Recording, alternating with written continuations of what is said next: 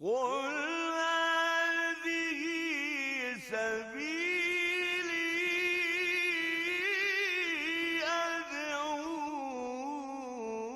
أدعو إلى الله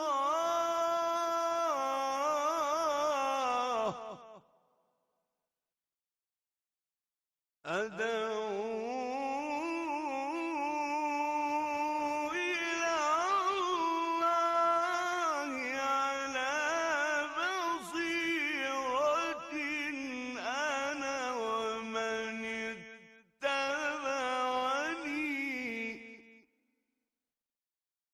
وسبحان الله وما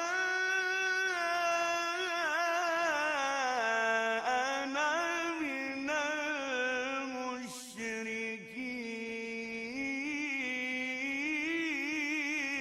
بسم الله الرحمن الرحيم.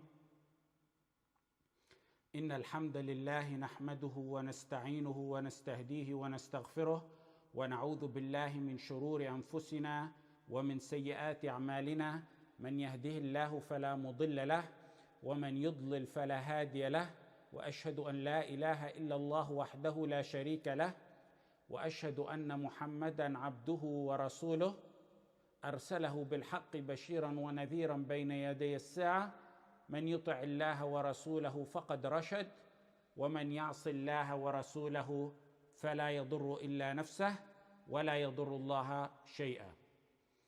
We are still at the chapter 3, the core chapter of the book, the chapter that has the three fundamental principles, the three questions that one will be asked about in the grave. And it's the heart of the book, like we said. We left off last week at the phrase فَإِذَا قِيلَ لَكَ مَا الْأُصُولُ الثَّلَاثَةُ التي يجب على الإنسان معرفتها فقل معرفة العبد ربه ودينه ونبيه محمدا صلى الله عليه وسلم. فإذا قيل لك من ربك فقل ربي الله الذي رباني وربى جميع العالمين بنعمه وهو معبودي ليس لي معبود سواه. والدليل قوله تعالى الحمد لله رب العالمين. فإذا قيل لك ما الأصول الثلاثة pay attention to the تشكيل. Some of you made mistake with الثلاثة. ما الأصول الثلاثة التي يجب على الإنسان معرفتها. If it's said to you, what are the three principles which a person must know? فقل معرفة العبد ربه ودينه ونبيه محمدا. فقل معرفة العبد ربه. Then answer, then say it's the servant's knowledge of his Lord. Say the servant's knowledge of his Lord. Now here he used two different teaching tactics. One which we mentioned last week or 2 weeks ago in our last class. We mentioned that presenting the heart of this book, the fundamental three principles in a question format, I said it was a teaching tactic to change the method and style, drawing interest to what he's about to talk about. But more so, I believe it's because one will be asked about these and questioned about them in his grave. So it was suitable that he present them in a Q&A format. The second style, in where's we begin today, of his writing, is that he gave the answers in general. Your Lord, your religion, and your messenger, briefly, in short.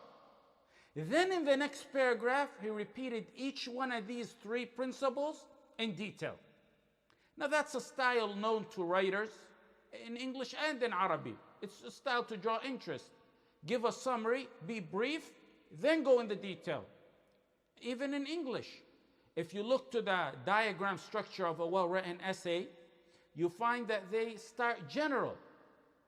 And then in the following paragraphs, they get specific. You start with an attention getter and orient the reader with a summary, then go to detail. And that's what the author here did when he was talking about al-usul al-thalatha. Then he said, so if it's said to you, so if it is said to you, فَإِذَا قِيلَ لَكَ, if it's said to you, who's the one asking here? Who's the one saying this to us? He left that out. The fa'il, the doer, the questioner, he left it out. Why? For two reasons. Number one, because what's important is the answer. That's what really matters here. The answer is what matters. Number two, there are matters that may depend on the one asking. But here in this matter, the answer does not depend on who's asking. It can be anyone. The answer doesn't depend on who is asking. So leaving it out is very appropriate. It could be your parents asking, could be an angel, could be a messenger of Allah. Anyone who's asking, it doesn't really matter. The answer in this matter will always be the same answer. So it doesn't matter who's asking the question. At-Thalaatha. So he said At-Thalaatha, the three principles. Al in At-Thalaatha, meaning the three known principles.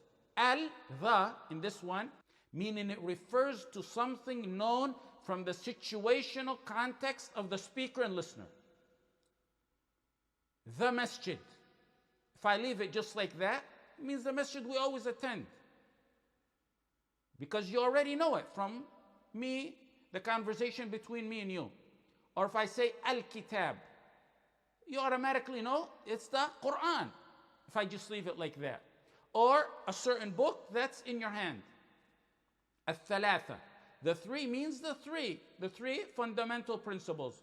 We know from the situational context between the author and us, it's the three fundamental principles.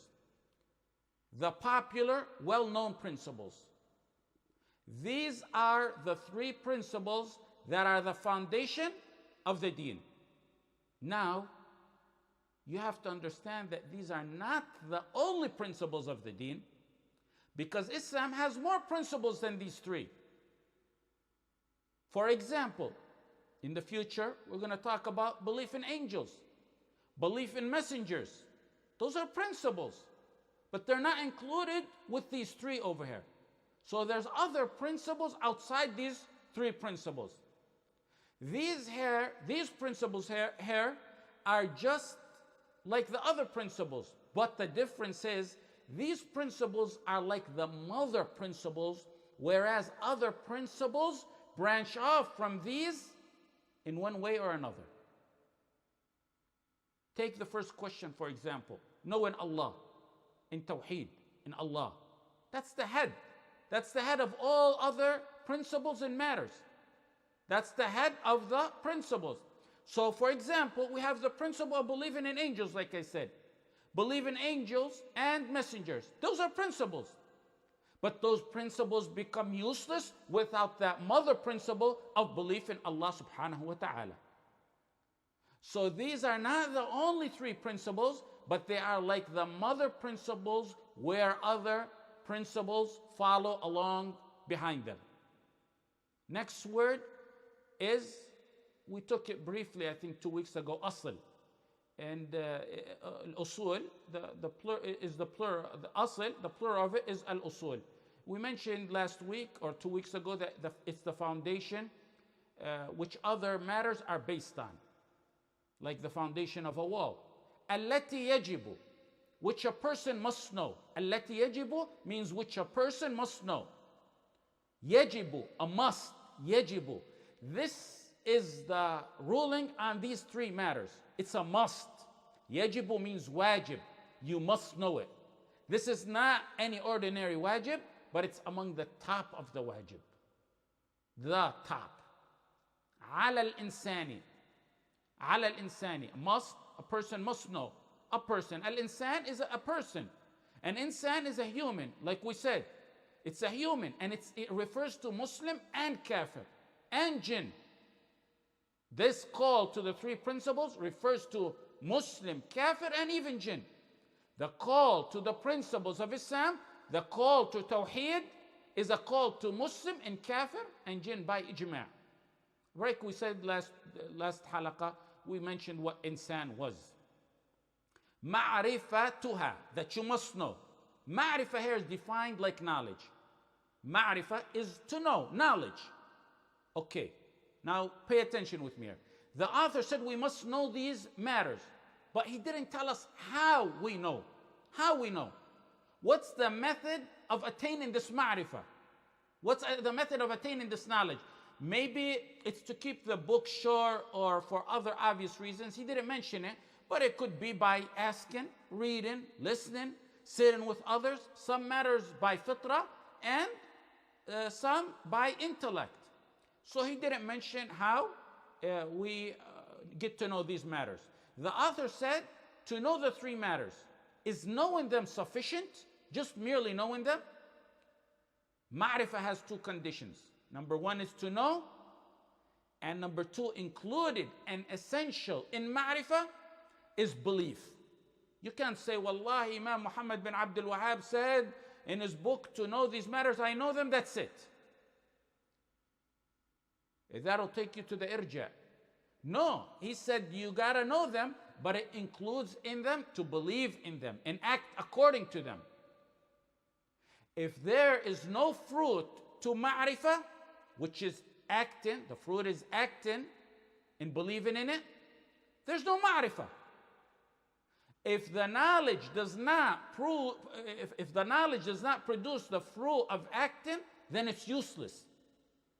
One must act on their belief, submit, and accept to the laws and rules and regulations. Fir'aun, he knew his Lord. So did the shaitan. But it didn't do them any good. It was useless. Ma'rifah here is equal to ilm, to knowledge. It's knowledge. It's to place it in your heart, but the fruits must show on the body parts in the form of action. That show of ma'rifah and the action is, like following the ordained, being submissive to the sharia of Allah and following the commands of Allah. If knowing the question was merely sufficient to pass in the test in the grave, then the shaitan would get an A+ on it. Because in the Quran, what did he say? Several times, Rabbi, anzirni. So if it was only just knowing them, the shaitan knows it. There's knowing, there's believing, and there's acting on them, and you need all three of this. And we mentioned, and we went, see, you have to take this part of the book with chapter 1. He mentioned that in chapter 1 when we went through the 4, that's why it's important, those introductory principles, the 4 introductory principles that we took early on. Part of it, if you remember, الَّذِينَ آمَنُوا وَعَمِلُوا الصَّالِحَاتِ. You believe in this, you know, you believe, you act. If one wants to answer the question in the first hurdle of the life after, in the grave, he needs to act on it and believe in it. The level of what one achieves of tawheed will be the level of success in this dunya and in the akhirah. Look at the gauge and the measure for success in the Quran. الَّذِينَ آمَنُوا وَلَمْ يَلْبِسُوا إِيمَانَهُمْ بِظُلْمٍ. Those who believe but don't taint their iman with dhulm. Dhulm, of course, here is shirk. Complete iman. You do complete iman, you get complete aman, which is security in both worlds. And on top of that, huda, which is guidance. For who? For whoever brings this tawheed complete without any deficiencies in it. Therefore, the more deficiency in tawheed means the less dosage of aman and huda, which is security and guidance. Note here, he used the word ma'rifah. We define ma'rifah as ilm, knowledge. In Arabic, it's very similar to knowledge. Ma'rifah and ilm are very, very similar. However, there's detailed linguistic differences that you should keep in mind. Number one, with us, the creation, you can describe me and you as ma'rifah. If we knew something, we can describe it as ma'rifah, like here. Just like we mentioned in this, the author mentioned here. To Allah subhanahu wa ta'ala, you don't use ma'rifah. In describing and giving the quality of Allah, you don't use the word ma'rifah. Why?